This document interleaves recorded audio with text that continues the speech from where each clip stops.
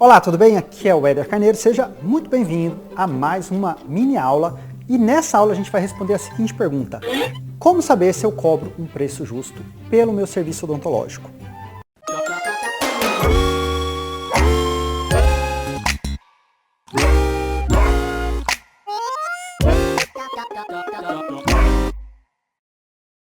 E antes de entrar diretamente dentro do conteúdo, eu quero só te lembrar que essa mini aula faz parte do e-book Odontologia, 7 lições práticas, lucrativas e imediatas para você aplicar. Se você ainda não tem esse e-book, no final da aula eu te mostro como que você consegue gratuitamente. Então vamos falar de precificação.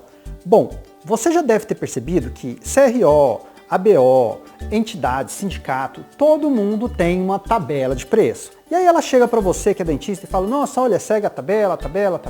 No final das contas, aquela orientação de preço, ela mais confunde do que ajuda, porque a gente nunca sabe de onde que aquilo ali surgiu, como que foi feito aqueles cálculos, não dá para entender direito qual que vai ser a minha lucratividade em cima daquilo ali. E, por último, ninguém segue direito essas recomendações, ou seja, cada um cobra o que acha que tem que cobrar. Alguns cobram mais caro, outros mais baratos, enfim, não vou discutir como que essas pessoas cobram, você sabe muito bem como que é no seu mercado. Agora, como que eu, você ou qualquer dentista pode saber se cobra um preço justo? Esse é o grande assunto dessa mini aula. Então vamos lá, primeiro ponto que a gente tem que esclarecer. Quem determina preço é o mercado. Existe a lógica de mercado e o mercado determina se um produto é barato, caro ou não. Ou seja, essa história de, eu vou cobrar X, eu vou cobrar Y, não adianta, meu amigo. É o seguinte, na prática, o seu cliente vai olhar para o seu preço e falar assim, tá barato, tá caro, vou fazer, não vou fazer. E agora entra um conhecimento muito importante. O que influencia o cliente saber se está ou não barato ou caro? O que influencia no meu cliente dar ou não valor para o meu preço para eu saber se eu cobro um preço justo? E isso é sim algo necessário para qualquer dentista. Eu vou te dar um exemplo. Vamos supor uma faceta de porcelana. Tá aqui, ó, faceta de porcelana. Quanto custa hoje? Qual que é um valor justo por essa faceta de porcelana? Será que R$ 1.500? Será que R$2.000? Vamos usar um preço bem padrão, tá? R$2.000 é o preço dessa faceta aqui. Ok, tá, ela tá barata, tá caro, para alguns pode ser que sim, para outros pode ser que não. Agora, eu vou colocar mais uma informação. Vamos supor que essa faceta é feita por esse cara, Christian Kochtmann. Agora é o seguinte, imagina que o Christian Kochtmann vai cobrar R$2.000 pela faceta. Tá caro ou tá barato? Bom, se você é como eu sou fã do Christian, gosto muito dele, provavelmente você está falando, tá de graça essa faceta, porque o Christian tem credibilidade, curva de aprendizado muito bem desenvolvida nesse assunto, muito conhecimento e isso já está reconhecido entre diversas pessoas. Ou seja, ele pode cobrar muito mais caro do que isso, porque ele desenvolveu uns quesitos chamados atributos de credibilidade, atributos de reconhecimento. E quem está falando isso é um grande professor da Universidade de Oxford, que hoje é o dono de uma das maiores consultorias em qualidade de atendimento, chamado John Bateson. E ele fala na sua experiência exatamente quais são esses atributos que fazem um dado produto ou serviço custar mais caro? E os principais deles são atributos de credibilidade, atributos de experiência e atributos de análise. Ou seja, além do quesito técnico odontológico que eu, você e qualquer dentista aprende nos cursos, nas faculdades, existe mais um fator envolvido na precificação. E é sobre esse fator aqui que eu preciso falar nessa mini aula para você. Por exemplo, quais são os fatores de análise? Fatores de análise são todos aqueles que estão dispostos para o seu futuro cliente no momento em que ele ainda não teve contato com você, ou seja, ele não te conhece, mas sei lá, ele te viu na internet, ele viu seu site, ele viu um folder seu, ele viu uma propaganda em revista, alguém falou de você para ele e isso vai formar uma primeira impressão de quem é você para aquela dada pessoa. Pode ser uma impressão positiva ou impressão negativa de acordo com a percepção que vai ser gerada ou chegar até ele. Faz sentido até aqui, né?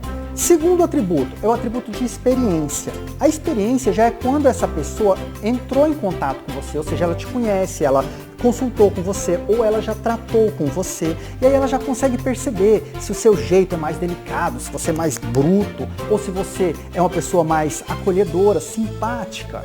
Então, esses atributos que são de experiência também vão ajudar a desenvolver uma percepção de valor em cima de você. E por fim, existe ainda os atributos de credibilidade. Esses atributos de credibilidade, eles só vão acontecer ou se desenvolver depois que o cliente consumiu o serviço de você. Ou seja, se você trabalha com ortodontia, você só vai conseguir fazer o ciclo de credibilidade quando você finalizar os seus casos. Ou seja, é um feedback do seu próprio cliente. Se você trabalha com reabilitação oral, também. Se você trabalha com faceta estética, também. Ou seja, no final das contas, algumas áreas que a gente atua tem um ciclo de credibilidade e reconhecimento mais longo e outras têm um ciclo mais curto em termos de tempo. Agora, de forma geral, todas as pessoas que vão optar por pagar um pouco mais pelo seu serviço, pela sua habilidade técnica, são pessoas que desenvolveram esses atributos, ou de análise, ou de experiência, ou de credibilidade. Sendo que o de credibilidade é o mais forte, experiência é o segundo e de análise o mais frágil deles. Ou seja, a propaganda externa é a mais fraca, o feedback do próprio cliente, sem dúvida nenhuma, é muito mais forte. Tá, entendi. Mas como que eu desenvolvo isso agora, Éder? Bom, primeiro ponto é, você tem que ser tecnicamente capaz de realizar aquilo que você está fazendo, ou seja, ter habilidade técnica. E depois disso, você tem que desenvolver habilidades que vão fazer com que seus pacientes reconheçam em você aquela habilidade técnica. Ou seja, aquilo que é valorizado, reconhecimento, imagem, credibilidade e também, obviamente, o resultado final que você consegue gerar para ele, a estabilidade final que você consegue gerar para aqueles seus clientes. Isso vai fazendo gradativamente você poder aumentar o seu preço. E como que eu aumento o preço, Éder? Como que eu faço isso? Olha, a recomendação ainda é que o mercado fale para você se você deve ou não aumentar o preço. Primeira coisa, você, qualquer outra pessoa, como dentista, consegue atender uma quantidade limitada de pacientes por dia. Ninguém consegue atender zilhões de pacientes, de centenas de pacientes. A gente tem limite. E o limite a gente precisa estabelecer, a gente precisa entender o meu limite pessoal. Quantas pessoas eu consigo atender por dia, mantendo o meu padrão de qualidade e mantendo esses atributos aqui que eu quero gerar para os meus pacientes. Será que eu consigo 5? Será que o meu número é 10? Será que o meu número é 20?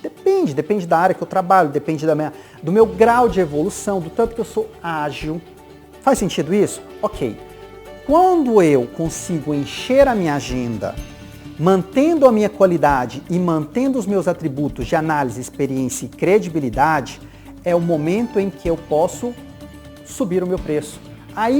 Isso quer dizer que o mercado está apto a me pagar mais. Por quê? Porque a minha agenda está cheia e eu preciso fazer isso. A questão é, se a minha agenda encheu e eu não tenho um mecanismo de fazer com que essa agenda não exploda de tanta gente, eu vou ter perda de qualidade, eu vou ter perda de credibilidade. Eu não consigo atender 15 pessoas se o meu limite é 10. Não adianta, se eu colocar 5 a mais, o que eu vou fazer? Eu vou deixar 15 insatisfeitos em vez de deixar os 15 satisfeitos. Eu não vou conseguir manter o mesmo padrão de qualidade. Eu acho que isso faz sentido quando a gente fala em odontologia e prestação de serviço. Então, sempre que eu alcançar o meu limite de produtividade, é o momento em que eu posso aumentar o meu preço e é o momento em que o mercado está preparado para isso. Todas essas orientações que eu trouxe aqui para você hoje, elas foram tiradas do John Batterson, que é uma pessoa que eu tenho muita credibilidade nas coisas que eu sigo dele, e também do Robert Cialdini, que é um dos maiores cientistas comportamentais que a gente tem na atualidade. Todos os dois trabalham muito essa linha de como as pessoas entendem, percebem em você um momento de compra ou não. E esse mesmo ensinamento que eu estou passando aqui para você, você pode se aprofundar nele simplesmente baixando o nosso e-book. 7 lições práticas, lucrativas e imediatas, que é só procurar o link, não sei se está na descrição desse vídeo, não sei se está na descrição no YouTube, no Facebook, eu não sei onde você está assistindo, mas basta clicar lá, você vai ser redirecionado para uma página onde você pode inserir o seu e-mail e baixar gratuitamente esse book que é repleto de ótimas informações. Então a gente se vê, um grande abraço.